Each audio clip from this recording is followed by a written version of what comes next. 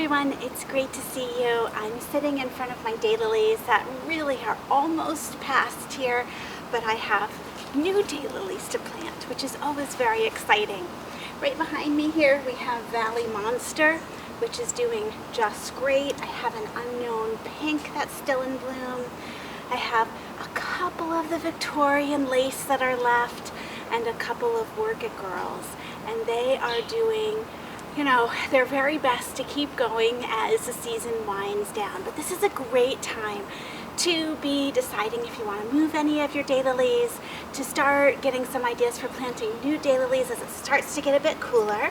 And I had a delivery from Blue Ridge Dayliles, and I had ordered a couple more. You know how it is. There's always room for a couple more daylilies here. And I am going to be reorganizing some of my daylilies. So I'm going to be adding these to the multitude that I already have. This is, the Grape Unknown. This is a gift daylily. So the Grape Unknown sounds like it's going to be a purple daylily, so I'll have to look that up and drop it in so you can see too, but that sounds great. I'm trying to actually get some more purple daylilies. I don't have quite enough of that color. The Grape Unknown is a beautiful 6-inch single blossomed daylily. So when we say it's a single, that means it's your traditional shape of your daylily, and it has a really deep purple eye and a ruffled purple edge that is that same deep purple color. It really is beautiful, and then down in the throat it turns sort of to a goldish green color. So this is going to be a great addition in an area that I want to add that purple element where I don't have a lot of purple in the garden.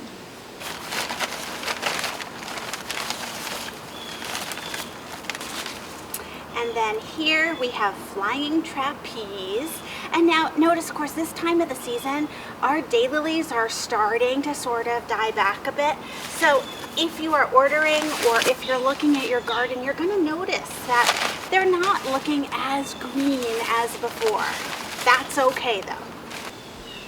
Now I ordered Flying Trapeze here because it is what they call an unusual form. So when they classify daylilies, one of the classifications they can give it is that of an unusual form.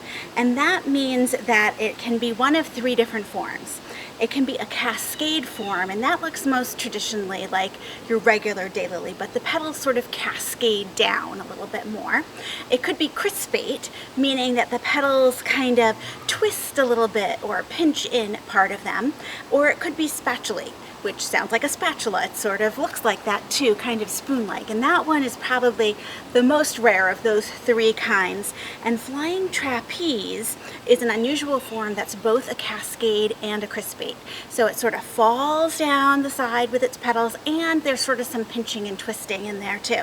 Now the other thing that really caught my eye for this is that one of the parents of Flying Trapeze is a hybrid of South Seas, and I have South Seas daylily. It is one of my favorites. The peach color is just so beautiful, and when I saw the picture of Flying Trapeze, I thought, ooh, I see that peach color in this particular daylily. And I really want that. So that beautiful sort of corally peach blend. It has a watermark with a yellow to green throat. I think this is going to be a gorgeous daylily. Not only that, it gets to be 6.5 inches in width. So that's a nice big blossom, showy blossom. And this is Pilgrim Park. Now Pilgrim Park I decided to order because it is what we call a double daylily. And double daylilies have an extra set of petals, or a cluster of petals in the center of them that make them look really, really full and kind of rose-like. So Pilgrim Park, one of its parents, is a hybrid with Vanilla Fluff, and Vanilla Fluff my mom has. It is a beautiful double creamy color.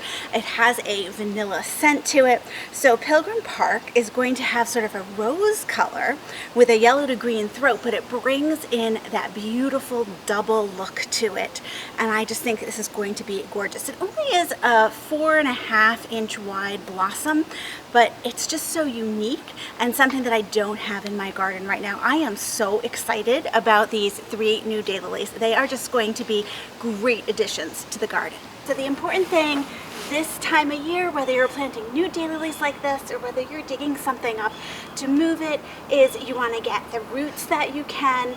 You need to get the crown, but you can trim off those leaves that are past and get them planted.